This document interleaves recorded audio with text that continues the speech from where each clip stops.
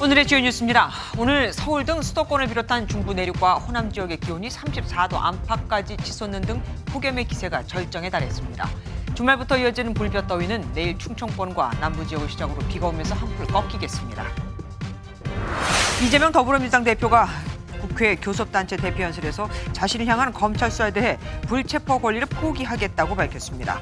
이에 대해 한동훈 법무부 장관은 좋은 이야기인데 이걸 어떻게 실천할지 잘 모르겠다고 답했습니다. 윤석열 대통령이 2030 부산 세계 박람회 유치와 경제 외교 등을 위한 프랑스, 베트남 순방길에 올랐습니다. 윤 대통령은 내일 파리에서 열리는 국제 박람회 기구 총회에서 부산 세계 박람회 유치를 위한 영어 프레젠테이션을 진행합니다.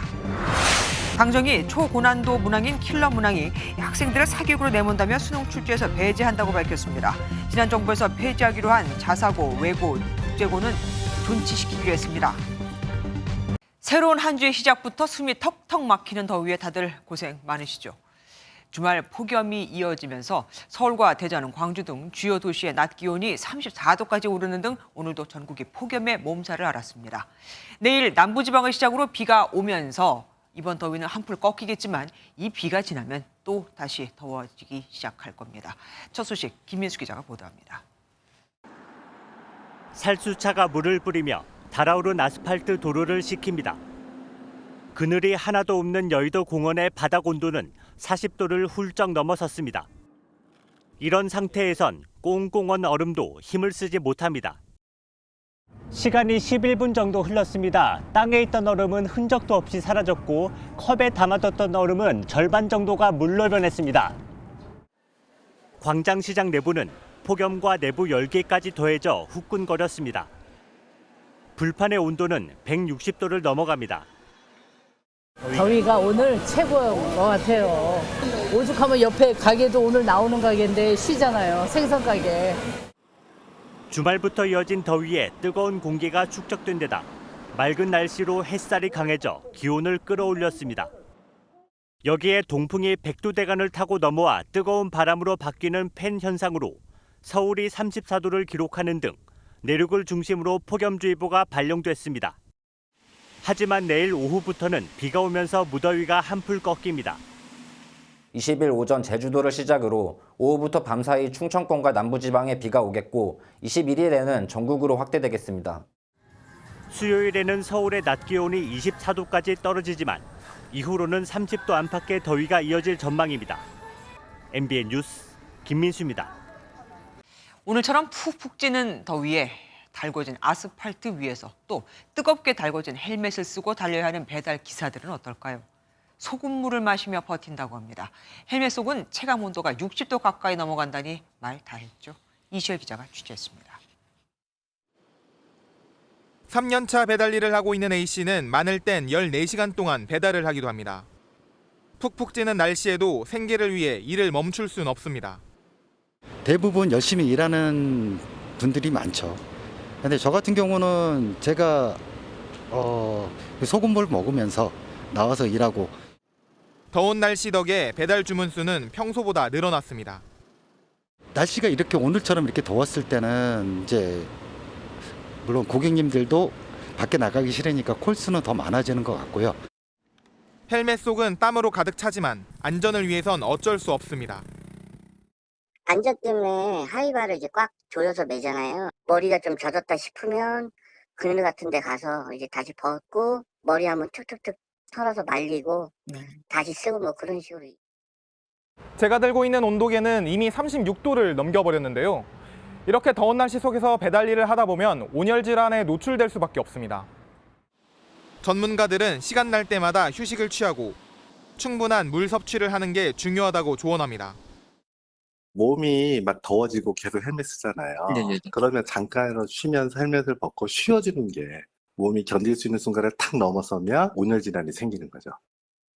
아스팔트 복사열과 뜨거운 헬멧까지 때이른 폭염이 배달 기사들에겐 더 가혹하게 느껴집니다. MBN 뉴스 이시열입니다.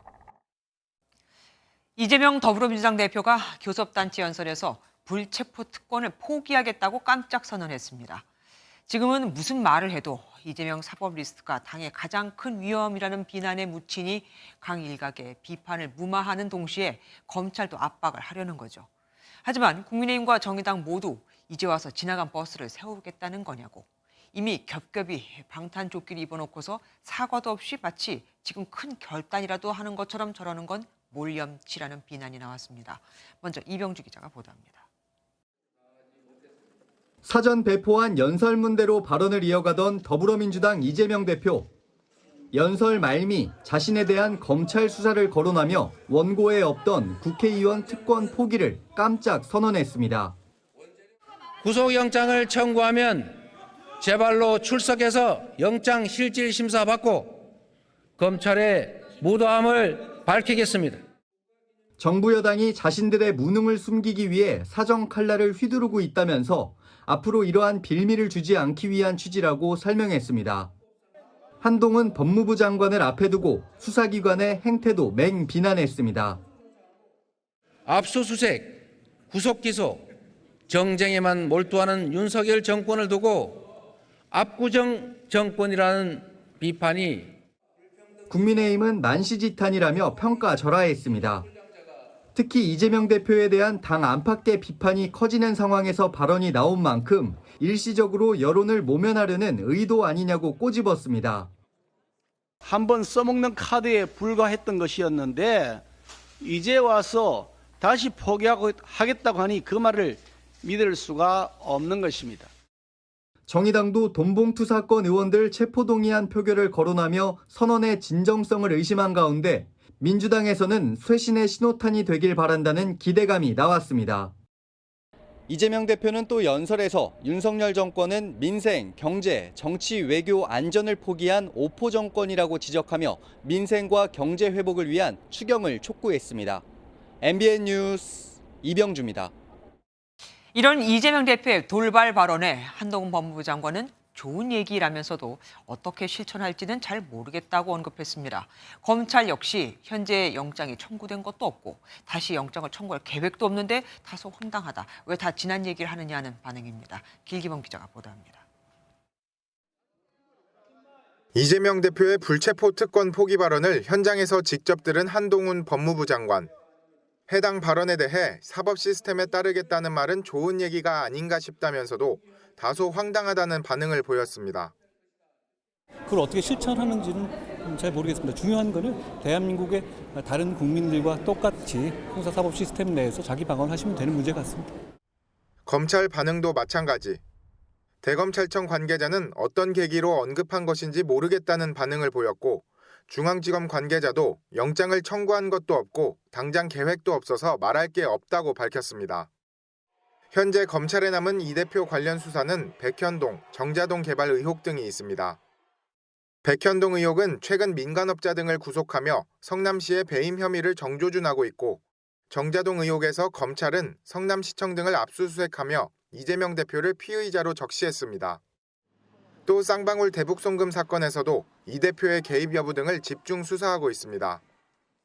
이 대표가 남은 검찰 수사에 대비해 선제 대응을 했다는 분석이 나오는 가운데 불체포 특권 포기가 어떤 영향을 미칠지 관심이 쏠리고 있습니다.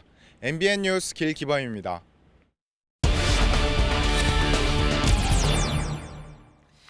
이재명 대표의 불체포 특권 포기 선언. 왜 갑자기 지금 어떤 배경이 있었는지 좀 더 살펴보겠습니다. 민주당 출입하는 김태린 기자와 함께합니다. 김 기자, 일단 이재명 대표 불체포 특권 포기 선언 미리 알았습니까? 혹시 언질이 있었나요? 예, 그야말로 깜짝 발언이었습니다. 이재명 대표 교섭단체 대표 연설문 오늘 아침 9시가 안 된 시각에 연설 이후 보도해달라는 조건, 즉 엠바고를 걸고 기자단에 배포됐는데요. 네. 거기엔 해당 내용이 없었습니다. 전체 연설은 47분 정도였는데요. 이 대표는 약 3분 정도를 불체포 특권과 관련해 발언을 이어갔습니다. 효과를 극대화하기 위해 일부러 뺀 거였는지 대표실에 문의했더니 계속 고민을 하다 연설 직전에 결단을 내렸다고 설명했습니다. 당 지도부에는 오늘 아침 9시 비공개 최고위에서 결심을 밝힌 걸로 알려졌는데요. 사정 당국에 대한 불신 탓에 만류도 많았다고 합니다. 그럼에도 결단을 내렸습니다. 그 이유가 뭘까요?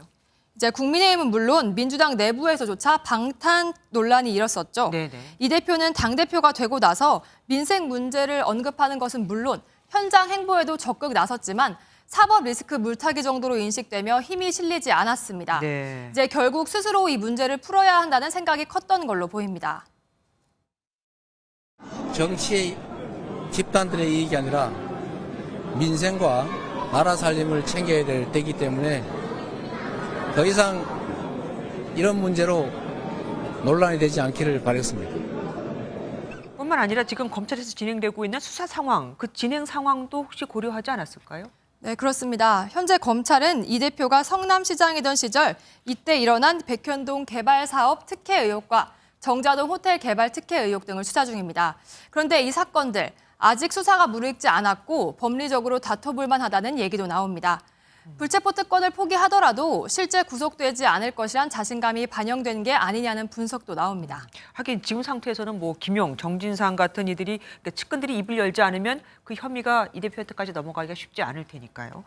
어쨌든 그럼 불체포 특권을 포기하면 실제로 검찰이 영장을 청구하면은 어떻게 되는 겁니까? 일단 국회가 회기 중이냐 아니냐가 중요한데요. 국회 회기 중이라면 현행법상 반드시 체포동의안 표결 절차를 거쳐야 합니다. 네. 아무리 이재명 대표가 포기했어도 이 과정을 지켜야 하는 겁니다. 그래서 민주당 측은 오늘 이 대표의 발언은 회기 중에 검찰이 영장을 청구할 경우 가결표를 던져달라고 호소한 것과 같다고 설명했습니다. 이게 실제 가결로 이어질지 모르지만 대표 뜻이 그러하니 가결 가능성도 있다고 덧붙였습니다. 반면 회기가 열리지 않은 상황에서 검찰이 영장을 청구하면 특권 포기와 관계없이 일반 시민과 마찬가지로 영장 심사 과정을 밟게 됩니다. 이 대표가 불체포 특권 포기를 선언할 때 현장에서 반응은 어떻던가요? 이제 제가 본회의장에서 직접 이 대표의 연설을 봤는데요. 네네. 이제 당 좌석표를 보지 않아도 각 당 좌석이 어디인지 알 수 있을 정도로 극명했습니다. 민주당에서는 박수가 30번 넘게 나왔고 국민의힘에선 고성이 이어진 건데요. 이제 불체포 특권 관련해서도 반응이 완전 엇갈렸습니다. 연설 직후 민주당 친명계 의원들은 즉각 SNS에 이 대표의 결단을 높이 평가하는 글이 올라왔습니다. 전화를 해보니 비명계에서도 늦은 감은 있지만 이제라도 방탄 정당에서 탈출해야 한다는 반응이 나왔습니다. 국민의힘 반응은 싸늘했습니다. 고성이 계속 이어지자 이재명 대표가 연설을 잠깐 멈추고 국민의힘 측을 바라보기도 했습니다. 이미 겹겹이 방탄조끼를 입어놓고서 사과 한마디 없이 큰 결단이라도 하는 것처럼 이제와 구속영장이 오면 응하겠다는 모습은 무렴치의 극치입니다. 그러면 민주당은 이제 내부 갈등으로 시끌시끌한 게 좀 잦아들까요? 일단 내일 발족하는 혁신기구를 봐야 할 것 같습니다. 비명계가 얼마나 합류할지가 관건인데요. 전권을 가진 혁신기구에서 민감한 공천 룰 문제 등을 다룰 것으로 보이는 만큼 개파 간 안배가 이루어지지 않겠냐는 전망도 나옵니다. 관련해서 혁신기구 소장인 김은경 교수는 내일 비공개 첫 회의 뒤에 기자회견을 열 예정인데요. 이 자리에서 앞으로 혁신기구의 역할과 방향을 공개할 것으로 보입니다. 예, 지금까지 김태린 기자와 함께했습니다. 고맙습니다.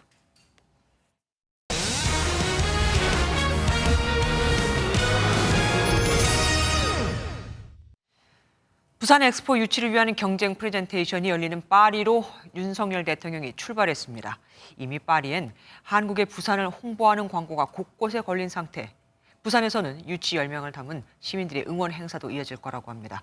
과연 우리가 강력한 후보인 사우디를 제칠 수 있을까요? 황정 기자가 보도합니다. 에펠탑을 배경으로 선 국내 한 기업의 차량들에 부산 엑스포 광고가 붙었습니다. 파리의 한 오페라 극장에도, 파리의 관문인 샤를드골 공항에도 4차 프레젠테이션을 앞두고 부산을 알리는 광고가 걸려 눈길을 끕니다. 영국과 폴란드 등 유럽 곳곳에서도 우리 기업의 부산 엑스포 광고가 잇따라 공개됐습니다. 윤석열 대통령도 오늘 오전 엑스포 유치를 위해 4박 6일간의 프랑스 파리와 베트남 순방길에 올랐습니다.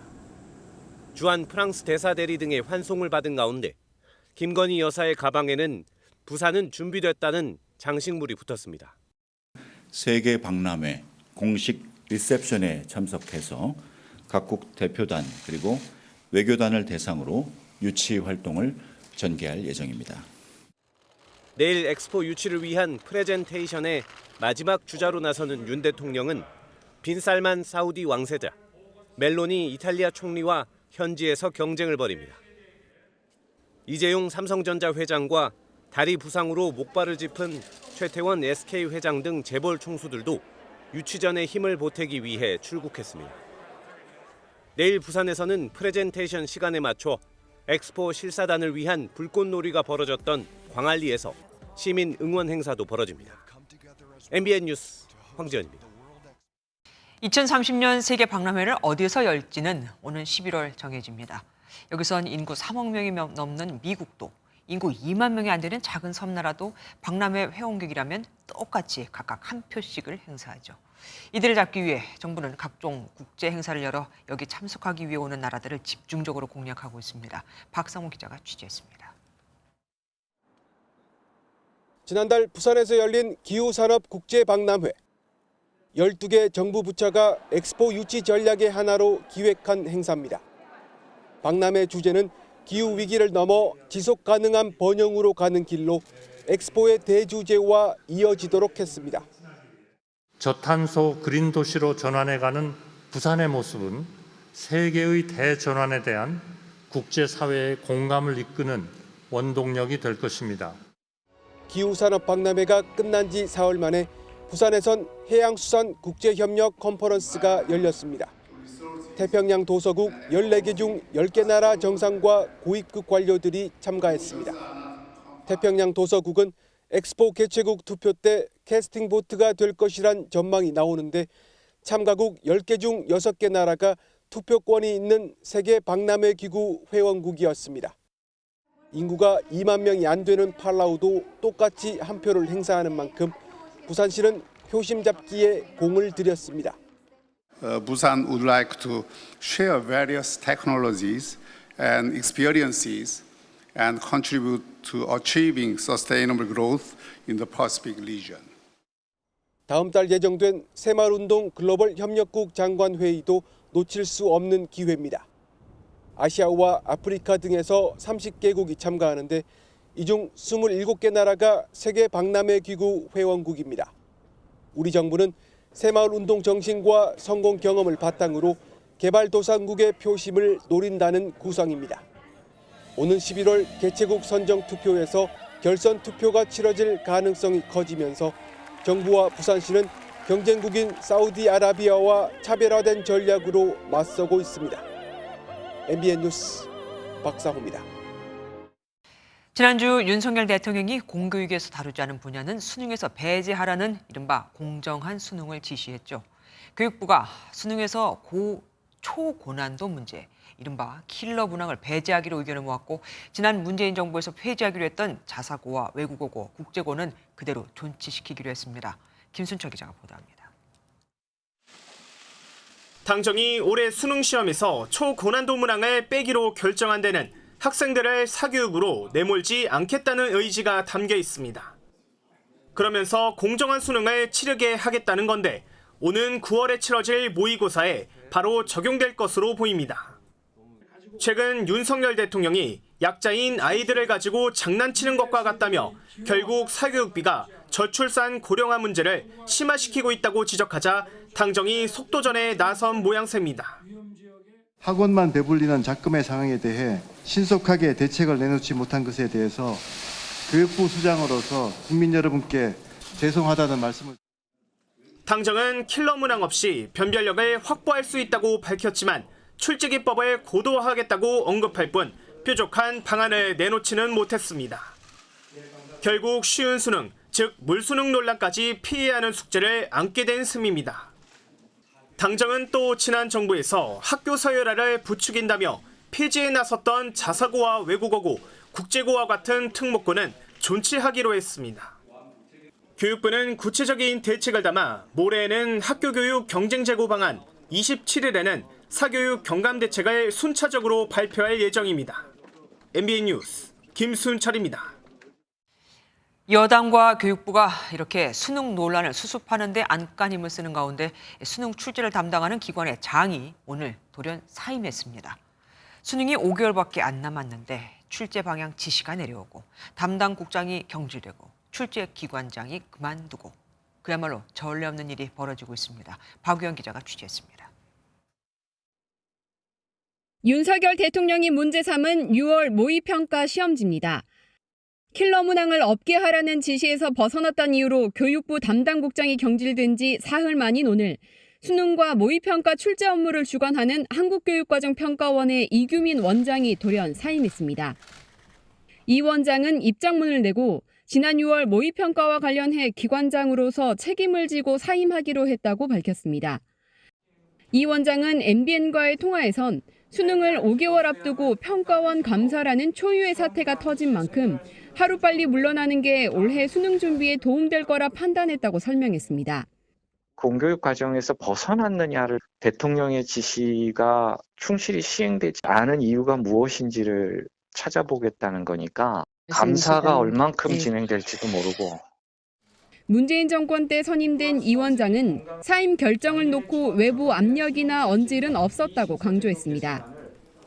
대통령실과 교육부, 여당이 총동원돼 윤 대통령의 수능 지시 파장을 수습하고 있지만 수험생들의 불안과 혼란을 줄이기엔 역부족이란 지적이 쏟아지고 있습니다. 입시 제도라든가 전체적인 문제에서 출발해야지 당장 킬러 문항 없애라. 너무 좀 지역적인 게 아닌가. 몇 개월 만에 이렇게 변화를 주고 이래버리면 대혼란이 오니까.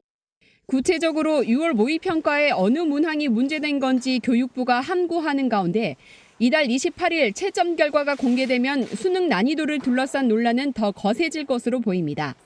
MBN 뉴스 박유영입니다. 북한, 지난번 위성 발사 실패가 많이 아팠나 봅니다.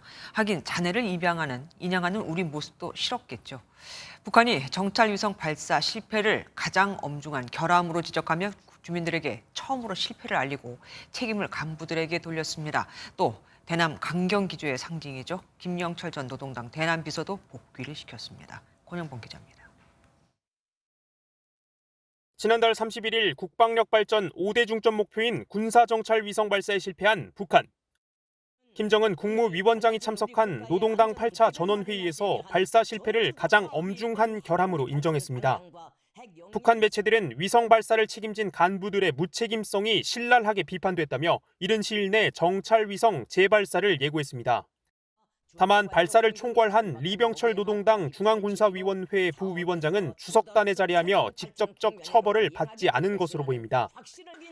당장 책임자를 처벌할 수도 있지만 징계를 한다면 군사정찰위성 재발사가 더 어려워진다는 점을 감안해 김 위원장이 강한 메시지만 낸 것이란 분석이 나옵니다. 강하게 공개적으로 질책은 하되 다시 한번 기회를 주는 방식으로 군사정찰위성의 성공적 발사를 지금 준비하고 있다. 한편 북한은 김영철 전 노동당 대남비서를 통일전선부 고문으로 복귀시켰습니다.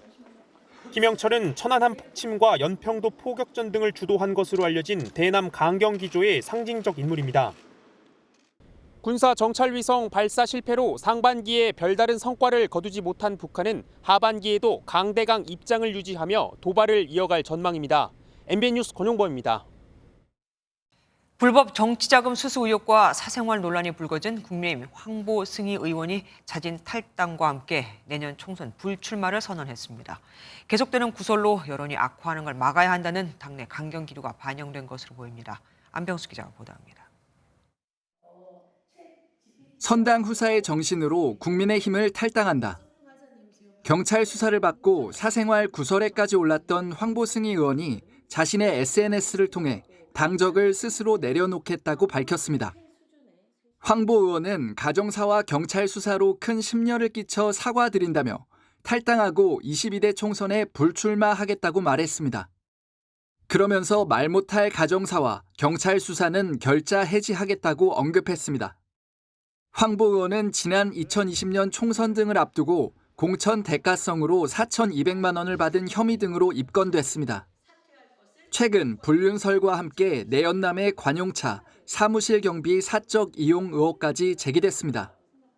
황보 의원은 과거 가정폭력 가해자였던 이혼한 남편의 음해라고 주장했지만 당 지도부의 강경 대응 방침에 거취를 고심해왔습니다. 국민의힘은 황보 의원의 결정을 존중한다는 입장을 내놨습니다. 깊은 고뇌 끝에 선택을 하셨을 것으로 생각하고 당의 입장에서는 존중할 수밖에 없지 않겠냐. 황보 의원의 불법 정치자금 수수 의혹 등에 대한 당무감사 등 당 차원의 조사와 징계는 탈당으로 중단됐습니다. MBN 뉴스 안병수입니다. 학폭으로 숨진 피해 학생의 유족 측 변호를 맡아놓고는 재판에 한 번도 나가지 않아 패소하게 만든 권경의 변호사를 어떻게 할지 지금 이 시각 변호사협회 징계위가 진행되고 있습니다. 앞서 변협조사위는 정직 6개월 이상 중징계가 필요하다고 건의를 했었습니다. 취재기자 전화로 연결해 현재 상황 알아보겠습니다. 우종환 기자, 아직 결과가 안 나온 겁니까? 네, 오늘 오후 3시부터 대한변호사협회 징계위원회 회의가 시작됐는데요. 이 4시간이 넘은 현재까지 아직 결론이 나오지 않고 있습니다. 변호사법상 내릴 수 있는 징계는 영구 제명과 제명, 3년 이내 정직, 3천만 원 이하 과태료, 견책까지 5종류입니다.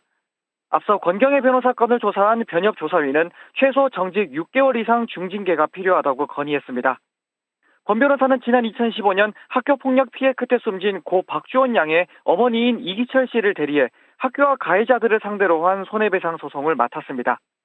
이 씨는 1심에서는 일부 승소했지만 2심은 권 변호사가 재판에 3차례나 불출석하면서 지난해 패소했습니다.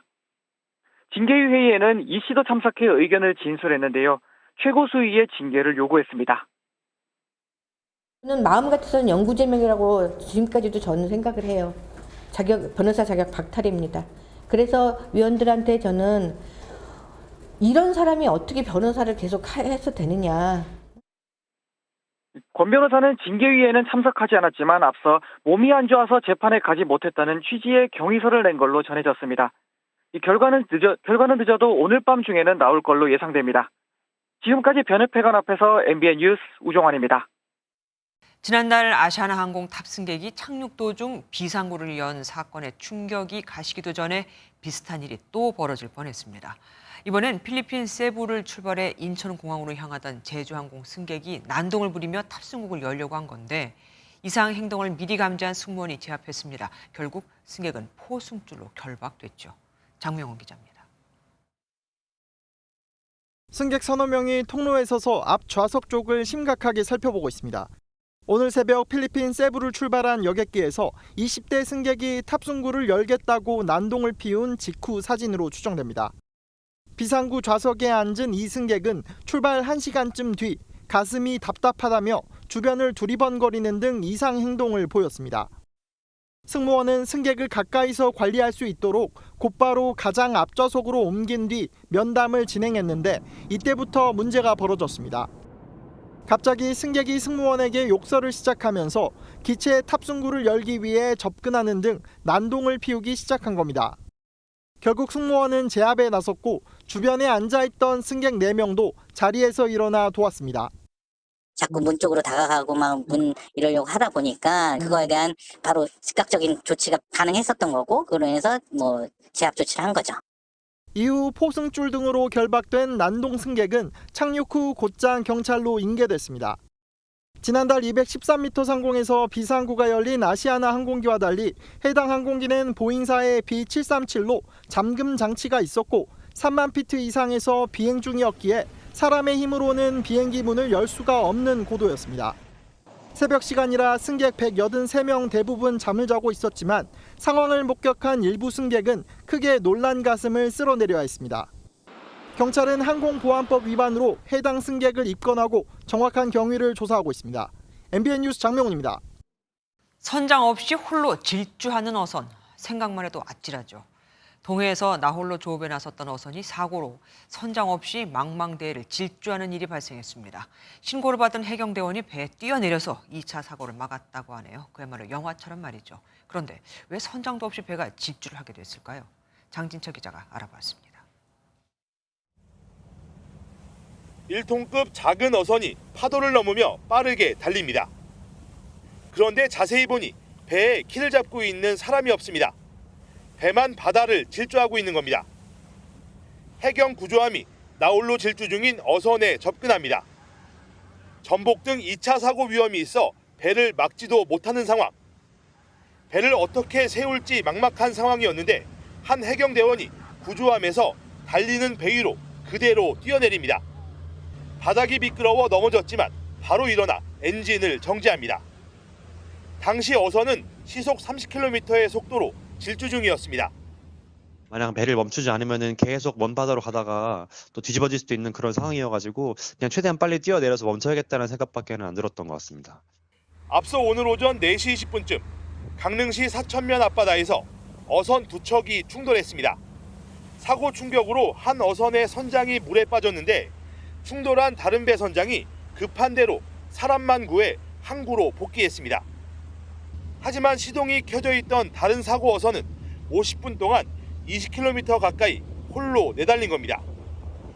젊은 해경대원의 용기가 망망대해로 사라질 뻔한 어선을 구했고 2차 사고도 막았습니다.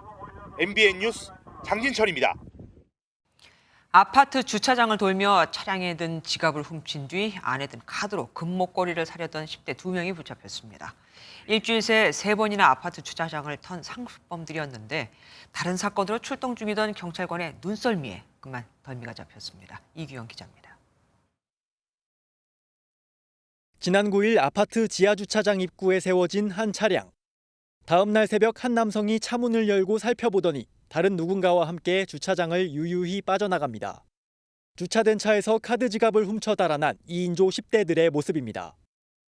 이들은 훔친 지갑 안에 든 카드를 갖고 인근 금은방에 들러 260만 원 상당의 금목걸이를 사려 했던 것으로 조사됐습니다.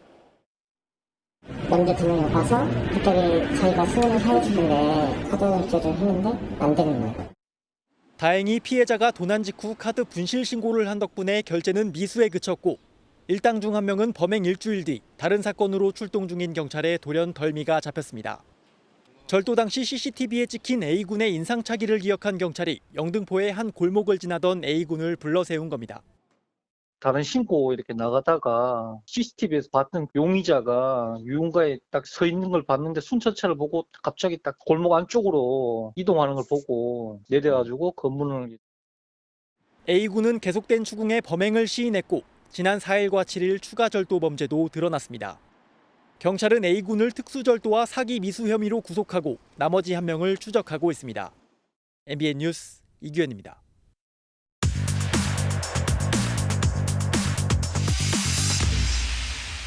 사회기자임 정태용, 한범수입니다.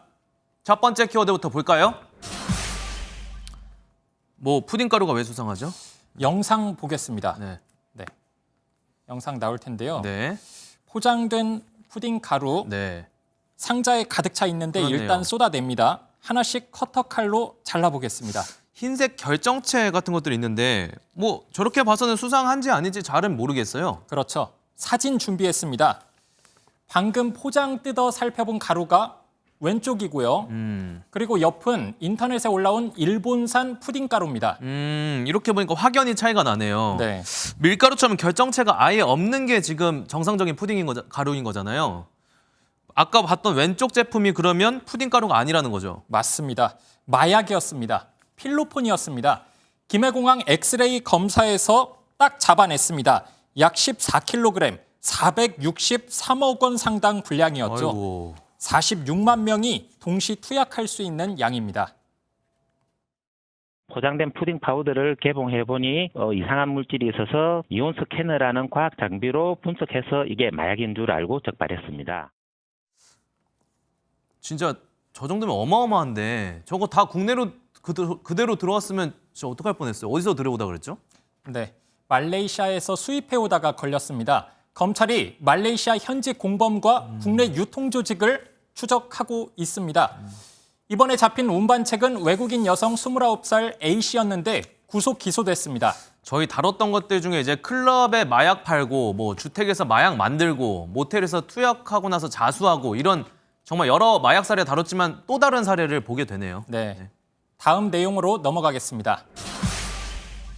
여행 귀갓길에 참사 막았다. 뭔진 모르겠는데 좋은 소식 나올 것 같네요. 영상을 한번 직접 확인해 보겠습니다. 네. 터널 모습이 나오고 있습니다. 그렇죠? 네. 네. 차들이 여기저기 비켜서 있고 빠르게 지나가는 가운데 차량이 있네요. 네. 소방차 이런 거 맞죠? 맞습니다. 네. 어제 저녁 7시쯤 경기 의왕시 한 터널 안에서 차량 화재가 발생해서 소방차가 출동하는 모습이고요. 터널이면 불 번져도 속수무책일 수 있잖아요. 그렇죠. 다급한 상황일 텐데 다행히도 빠르게 이미 누가 불을 끄고 있네요. 그렇죠. 자, 휴가 중이던 심지어 현직 소방관이었고요. 해외여행 마치고 집으로 향하던 길이었다고 하네요. 멀리서 좀 뿌연 연기 같은 게 이제 조금 있더라고요. 옆에 동승자가 먼저 저희 불렀다고 그렇게 얘기를 하는 거예요. 본네트 쪽은 다 불이 이미 다 붙은 상태였고요. 터널 안에 소방 호스가 있긴 있군요. 그러니까요. 그런데 솔직히 저런 일 겪으면 호스 들고 저 상황에서 불 끌 엄두 못 낼 것 같거든요. 저도 마찬가지입니다. 역시나 누구 하나 나서지 못하고 있는 상황이었다고 하고요. 네. 일단 차들은 그냥 옆으로 계속 지나다녔고요. 차주분만 나와서 신고 전화를 계속 하시더라고요. 자, 계속 보면은 차주분한테 뒤쪽 코스를 넘겨주고 본인은 앞으로 이동하는 거 보이죠? 네. 그러고는 앞쪽 코스로 발화 지점 가까이까지 가서 끄는 모습까지도 보이고요. 덕분에 인명피해 없이 무사히 소방대원들에게 인계에 마쳤습니다. 소방복도 없이 맨몸으로 저렇게 가까이서 끄니까 불안해 보이는데요. 위험해 보이죠. 네. 네, 심지어는 중간에 큰 소리로 폭발도 한 차례 일어나거든요. 아랑곳하지 않습니다. 또 직업이 소방관이다 보니까 그냥 당연히 해야지 하고 나갔던 것 같아요. 휴가 중이든 비번이든 불만 보면 본능적으로 뛰어나갔습니다. 이런 책임 의식에 박수를 보내고 싶습니다. 맞습니다. 마지막 키워드까지 보겠습니다. 스파이더맨 출국 금지면 이거 얼마 전에 맨손으로 롯데타워 올라갔던 영국인 말하는 건가요? 맞습니다. 조지 킹 톰프슨 씨. 클라이머로서 만족감은 느꼈을지 모르겠지만 수사 당국의 출국 금지자 신분으로 찍혔습니다. 결국 출국 금지까지 됐네요. 네.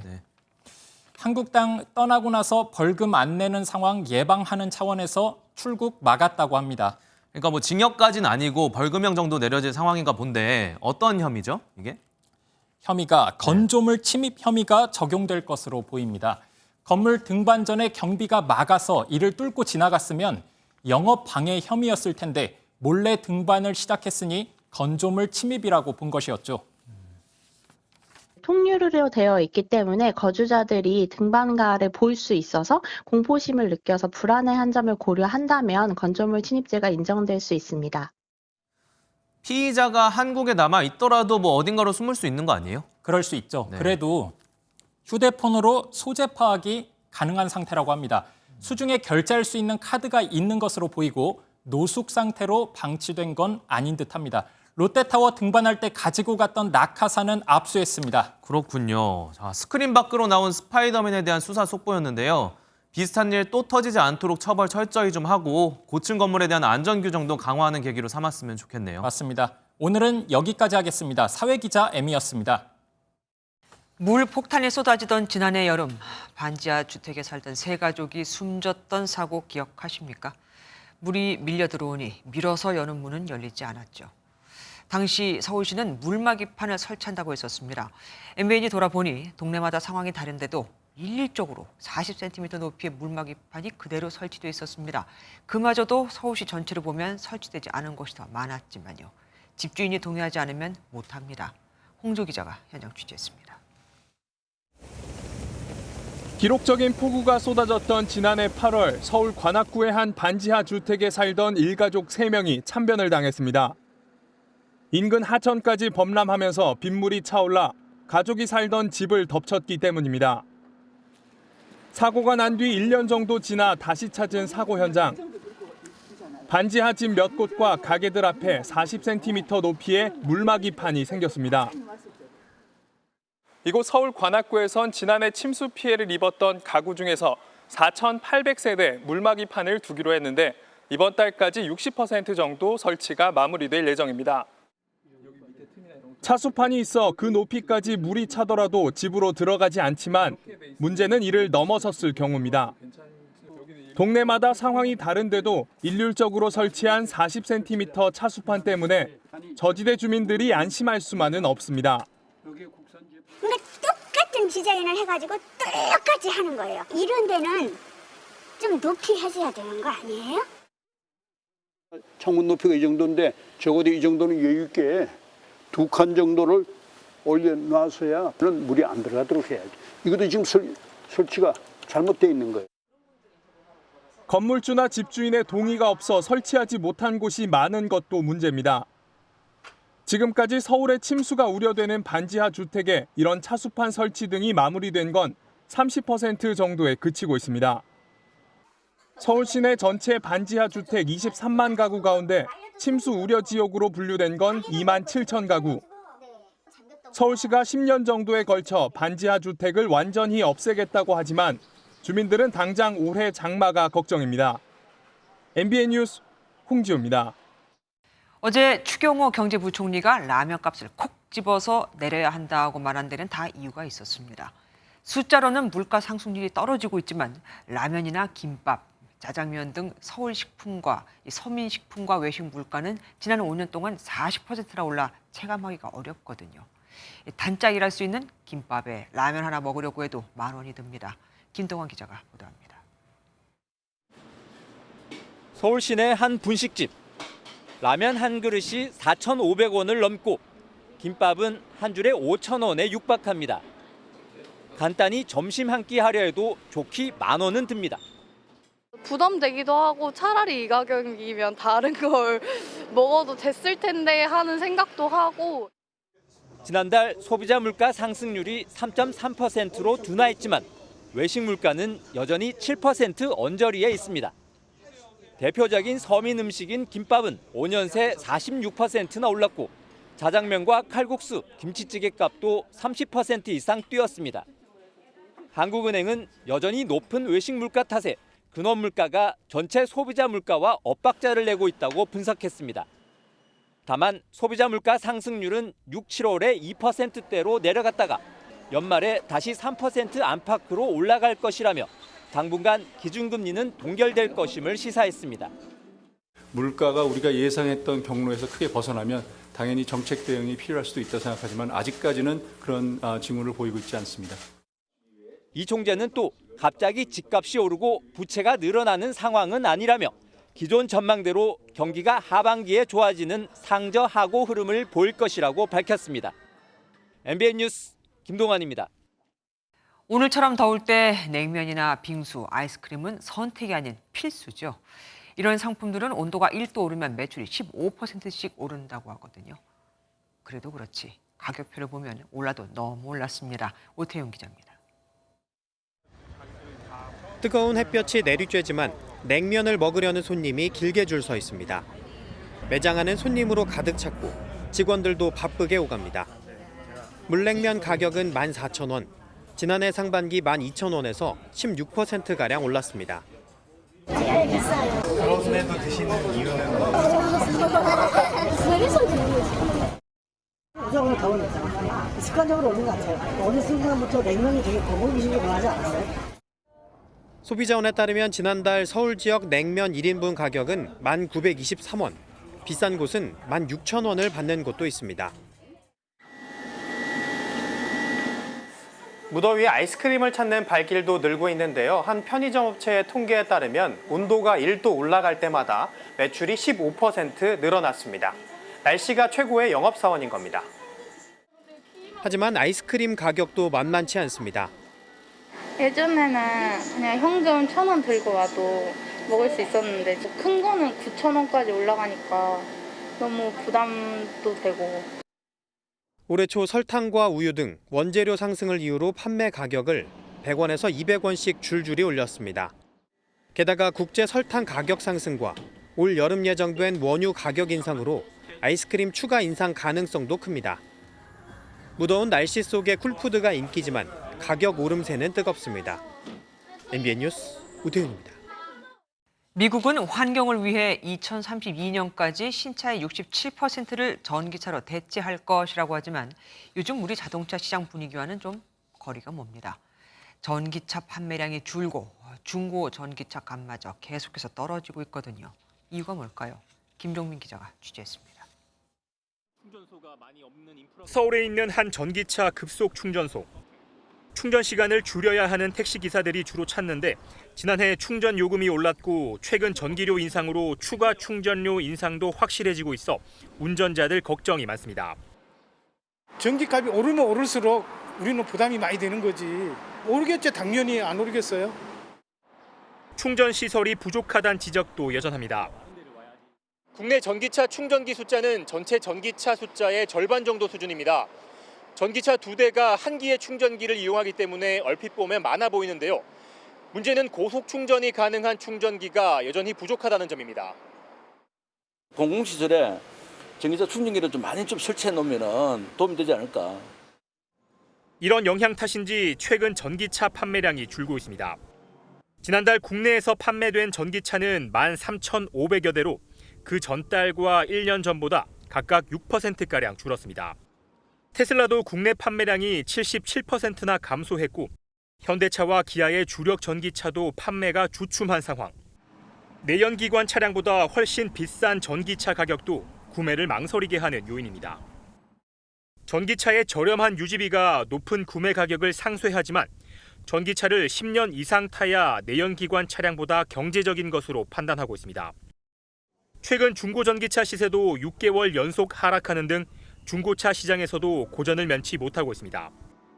내연기관차하고 가격이 비슷해지면서 경쟁력을 확보해야 되는 건 물론이고 또 충전 인프라도 일반 주유소 같이 편하게 사용할 수 있는 시스템이 구현되기 위해서는 해결 과제가 아직은 많다고 볼 수가 있습니다. 결국 합리적인 가격과 충분한 인프라가 얼마나 빨리 구축되느냐에 따라 전기차 상용화 시기도 앞당겨질 전망입니다. MBN 뉴스 김종민입니다. 전기를 아껴 쓰면 그만큼 돈을 돌려주는 에너지 캐시백 제도를 아십니까? 지난해 같은 기간보다 전기를 덜 쓰면 1kW시당 30원을 돌려줘서 4인 가구 기준 월 15,000원 정도를 절약할 수 있는 제도인데 요즘 전기료가 비싸서겠죠. 전에 신청을 받았을 때는 5만 가구 정도만 신청을 했었는데 이번엔 열흘 만에 무려 15만 가구가 추가로 신청을 했습니다. 이교욱 기자가 취재했습니다. 서울 중구의 한 아파트 단지입니다. 전체 712세대가 에너지 캐시백을 일괄 신청해 전력을 아끼고 있습니다. 56메가와트 아워 정도 전략해서 180만 원을 받았습니다. 안 쓰는 전기 끄기, 코드 빼기 이런 것들 해갖고선 독려를 좀 한 거죠. 에너지 캐시백은 전년 같은 기간보다 전기를 덜 쓰면 그만큼 돌려주는 제도입니다. 만일 평균 사용량이 427kW인 4인 가구가 사용량을 10% 줄인다면 절약분과 캐시백 금액을 합쳐 한 달에 15,000원 정도를 아낄 수 있습니다. 한 푼이라도 아끼면 좋은 거니까 아무래도 주민들한테 그만큼의 또 세이브가 안 되겠어요? 이렇게 캐시백을 신청한 세대 수는 지난 7일 온라인 접수가 시작된 뒤 하루 평균 18,000세대가 신청해 벌써 20만 세대를 돌파했습니다. 다음 달부터 많이 아낄수록 캐시백이 더 늘어나는 데다 때이른 더위로 신청자가 급증한 것으로 풀이됩니다. 셋톱박스의 전원이라든지 평소에 안 쓰고 있는데 항상 전원을 꽂아놓고 있는 거 있잖아요. 그런 것들만 빼도 10%는 줄일 수 있거든요. 한국전력은 이번 달에는 모바일 앱을 통해 신청을 받고 다음 달부터는 가까운 사업소에 방문 신청이 가능하다고 밝혔습니다. MBN 뉴스 이교욱입니다. 한강 조망에 더블 역세권인 서울 동작구 수도방위사령부 부지 공공분양 아파트가 오늘부터 사전 청약에 들어갔습니다. 시세보다 5억 원 정도 싸다고 하긴 하는데 분양가가 9억 원에 육박해 부모 찬스 없인 그림의 떡이라는 푸념이 청약을 고민하는 무주택자들 사이에서 나옵니다. 아무리 대출을 받는다고 해도 현찰로 기본 3억 원은 쥐고 있어야 하거든요. 배진우 기자가 취재했습니다. 서울 동작구 수도방위사령부 부지입니다. 앞으로 한강이 보이고 9호선과 1호선이 가까워 공공분양 중 알짜로 꼽히는 곳으로 255가구 사전청약 접수가 시작됐습니다. 무주택자 중 소득과 자산 기준을 충족하는 사람만 지원이 가능하며 오늘과 내일 특별 공급을, 21일과 22일엔 일반 공급을 신청받습니다. 청약 접수는 인터넷 청약홈에서 가능하고 인터넷 사용이 불편한 장애인과 노약자는 뉴홈 위례 홍보관에서 오프라인으로도 할 수 있습니다. 전용 59제곱미터 추정 분양가는 8억 7천만 원으로 인근 아파트보다 5억 원 싸게 공급돼 관심이 높습니다. 하지만 특례 보금자리론 최대 한도인 5억 원을 대출받아도 현금이 3억 원 넘게 필요합니다. 3인 가구 우선 공급 기준인 세전 월급 650만 원 이하로는 모으기가 쉽지 않은 돈이라 부모가 돈이 많아야 살 수 있다는 푸념이 나옵니다. 인근 시세에 비해선 저렴하다고는 하지만 일반 직장인들이 뭐 저렴하게라는 생각이 들 정도는 확실히 아닌 것 같고 뭐 여러 가지 수단들을 고민을 해야 되는 건.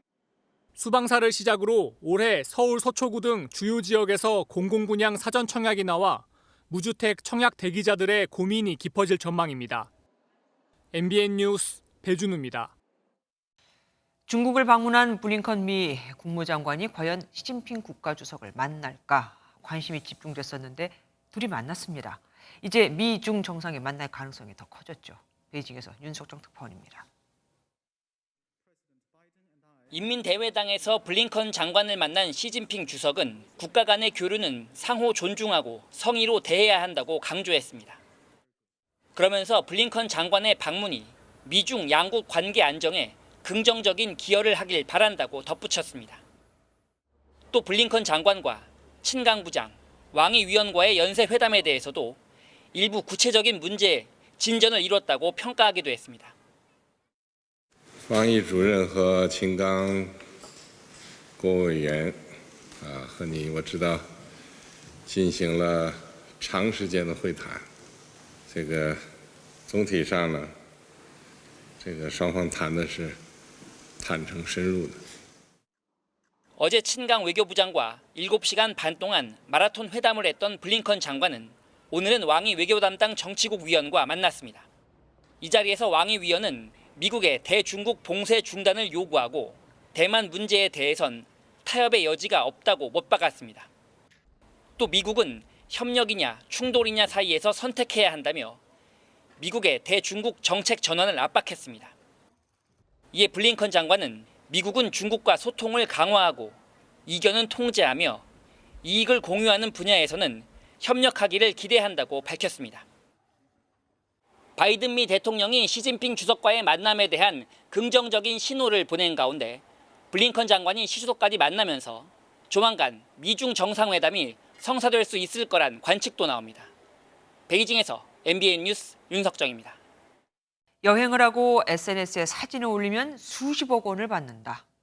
믿기 어려운 얘기지만 축구의 신 메시가 사우디아라비아와 비밀리에 맺은 계약 내용입니다. 여행 경비는 모두 다 사우디가 지불하고 메시는 1년에 한 번 이상 지인 20명까지 데리고 갈 수 있죠. 인권 문제 등으로 국제사회에 비난을 산 사우디가 스포츠 스타들을 이용해 이미지 세탁을 하고 있습니다. 장동건 기자입니다. 사우디 홍해에서 노을을 바라보고 푸른 숲길을 소개하고 가족과 함께 사우디의 역사를 간직한 디리야 유적지를 거닙니다. 메시가 인스타그램에 올린 이들 사진에는 사우디 관광청 브랜드 비지트 사우디라는 해시태그가 달렸습니다. 사우디를 관광하며 홍보 게시물을 올린 건데 이를 대가로 거액을 받는다는 사실이 밝혀졌습니다. 메시는 사우디 관광청과 매년 최소 한 번, 닷새 이상의 가족여행을 사우디로 가야 한다는 의무 계약을 맺은 것으로 전해집니다. 경비는 전액 사우디에서 지급하는데 메시는 오히려 200만 달러, 우리 돈 약 26억 원을 받습니다. 이외에도 SNS에 사우디 홍보 게시물을 1년에 10회 올리거나 연례 관광 캠페인 행사에 참여하면 각각 26억 원을 추가로 받습니다. 이런 식으로 3년간 받을 수 있는 금액은 최대 320억 원입니다.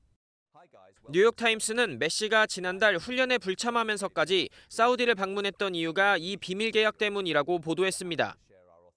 홍보대사가 된 메시가 사우디 방문을 취소했을 때는 관광부 장관에게 가카라는 극존칭을 쓴 사과 편지를 보낸 사실도 뒤늦게 알려졌습니다. 사우디가 호날두와 벤제마 등 축구 스타들을 자국 리그로 데려가고 자동차 경주와 골프에도 적극적으로 투자하면서 인권 탄압국이라는 오명을 씻으려 한다는 비판도 나옵니다. MBN 뉴스 장동건입니다.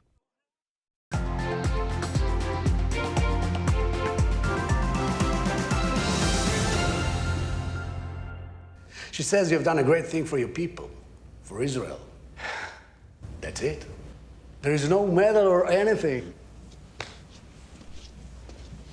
1972년 팔레스타인 무장 조직인 검은 9월단의 공격으로 뮌헨 올림픽에 참가한 이스라엘 선수 11명이 살해당하자 이스라엘 정보기관 모사드가 신의 분노라는 이름으로 보복 작전을 펼친다는 내용의 영화입니다.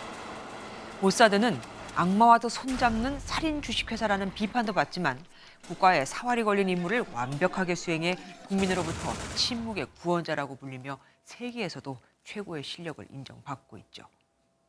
그 비결 중 하나가 국장의 평균 재임 기간이 5년 이상 될 정도로 정권의 영향을 받지 않는다는 겁니다. 우리나라 최고 정보기관인 국가정보원에선 인사를 둘러싼 내부 문제가 터져 좌천되는 간부들이 원장을 상대로 대거 소송을 준비하고 대통령실은 진상조사에 나선 황당한 일이 벌어졌습니다. 사실 윤석열 정부 들어 국정원 인사 문제가 불거진 건 벌써 3번째입니다. 지난해 9월 1급 간부 27명이 퇴직하면서 내부 갈등설이 제기됐고 12월엔 2, 3급 간부 130여 명이 직무 배제되거나 한직으로 발령을, 이번엔 윤 대통령이 지난 7일 고위직인 1급 인사 7명을 제거했지만 나흘 만에 이를 보류하는 초유의 사태가 발생을 했으니까요. 왜냐고요? 전 정권 때 임명된 이들과 새 정권에서 임명된 이들 사이에서 알력 다툼이 발생한 겁니다. 더 기가 막힌 건 이 과정에서 보안을 목숨처럼 지켜야 할 정보 조직의 시시콜콜한 내부 사정이 고스란히 다 외부에 노출됐다는 겁니다. 명함에 회사 명도 쓰지 않는 그들인데 말입니다. 핵무기와 미사일로 폭주하는 세계에서 가장 위험한 집단인 북한을 코앞에 두고 뭐 하는 걸까요? 지략이 없으면 백성이 망하고 지략이 많으면 평안을 누린다. 몰사드 로고에 있는 글입니다. 그런데 내 안위를 지켜달라며 월급 주고 필요하다는 물품이며 기기, 도구 다 사줬더니 자기들끼리 싸우고 있는 사람들에게 어떻게 계속해서 그 일을 맡기겠습니까? 국정원이 아니라 걱정원이라며 불안해하는 국민을 대신해서 한마디 묻고 싶습니다. 지금 국정원이 이럴 때입니까? 김주아의 그런데 오늘은 다른 데도 아니고 국정원이 였습니다.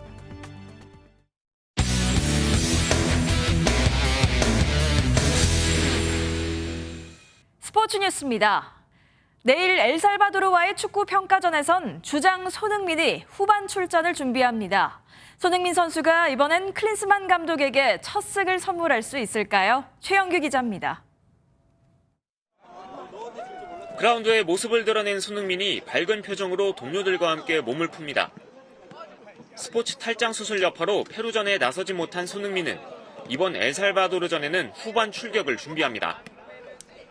클린스만 감독은 아직 100%가 아니라고 했지만 손흥민은 훈련에 큰 지장은 없었다며 강한 출전 의지를 보였습니다.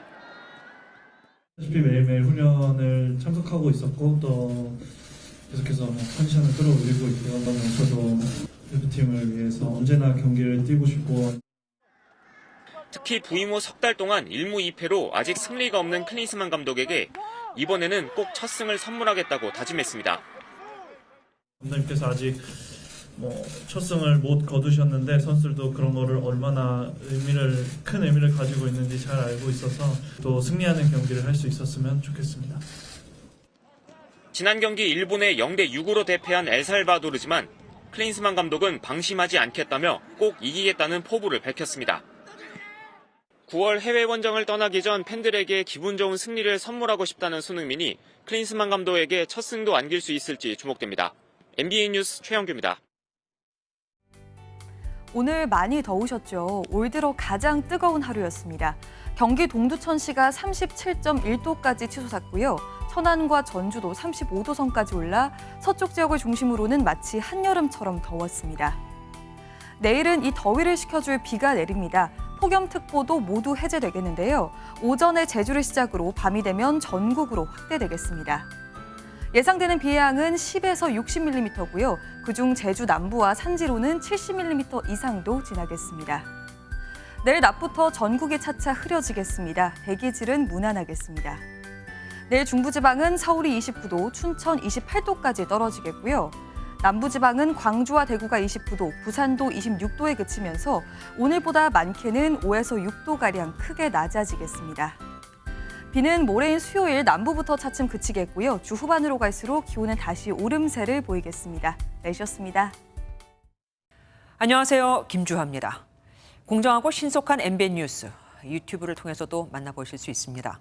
특히 더 많은 뉴스와 라이브를 보고 싶으시다면 오른쪽을 눌러서 구독하시면 됩니다.